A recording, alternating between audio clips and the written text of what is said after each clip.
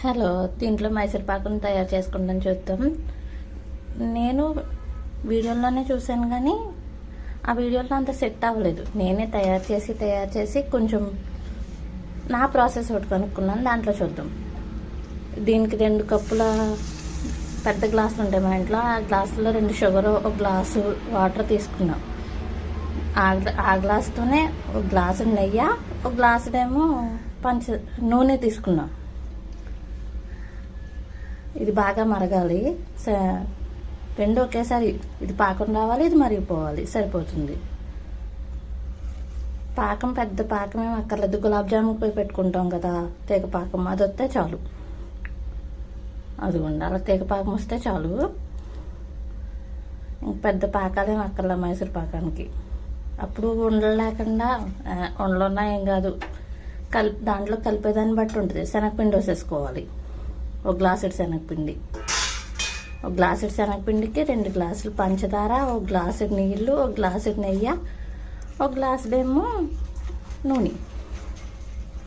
ఆ ఉండలన్నీ మిక్స్ అయిపోయేలాగా తిప్పుకోవాలి.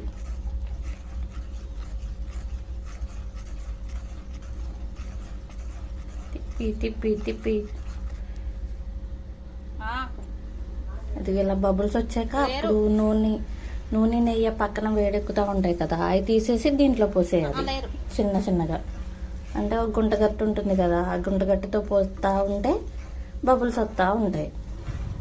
ఆ క్లిప్ మిస్ అయినట్టుంది, చూడండి ఒకసారి.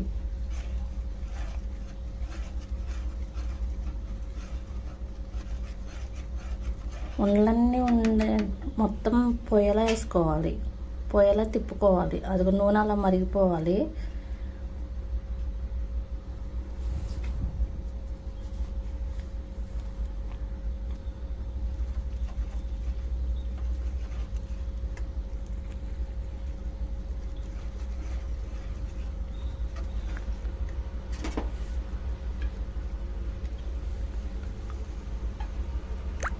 జాయిగా పోసుకుంటా తిప్పుకుంటా ఉండాలి.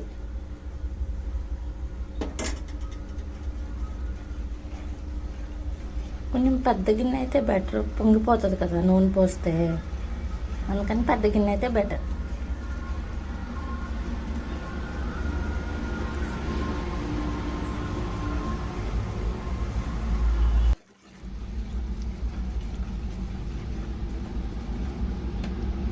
ఇప్పుడు నూనె దాంట్లో పోసేసుకోవాలి.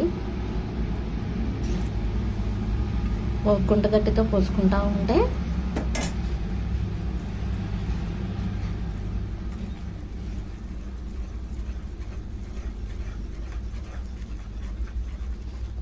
అది పొయ్యడం తిప్పడం అంతే.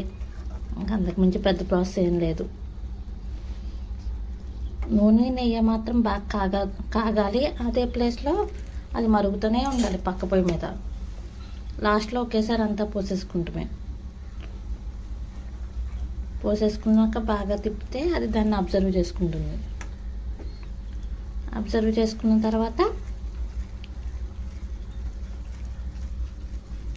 మళ్ళీ నూనె వదులుతూ స్టార్ట్ చేస్తుంది. అప్పుడు వేరే గిన్నెలోకి షిఫ్ట్ చేసుకోవాలి. ఇంత లోపల వేరే గిన్నెలో నెయ్యి రాసుకుని పెట్టుకోండి. నెయ్యి పాముకుని పెట్టుకుంటే దాంట్లోకి షిఫ్ట్ చేసేసుకోవచ్చు.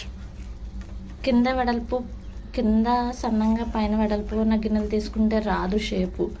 పైన అంత సమానంగా ఉన్న షేప్ తీసుకోండి. నేను ఇక్కడ అదే తప్పు చేశాను. కింద సన్నంగాను పైన వెడల్పుగా ఉన్న గిన్నె తీసుకున్నాం, షేప్ రాలేదు. మర్చిపోయింది, దీంట్లో కొంచెం యాలక్కాయల పొడి కూడా వేసుకోవచ్చు. అలా నూనె వదిలేదాకా వెయిట్ చేయండి. తిప్పుకుంటా ఉంటే అది నూనె వదిలేస్తుంది.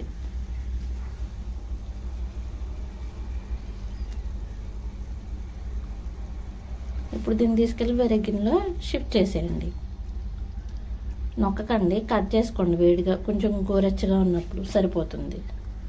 ఏ షేప్ కావాలంటే ఆ shape. Okay, bye. Thank you so much.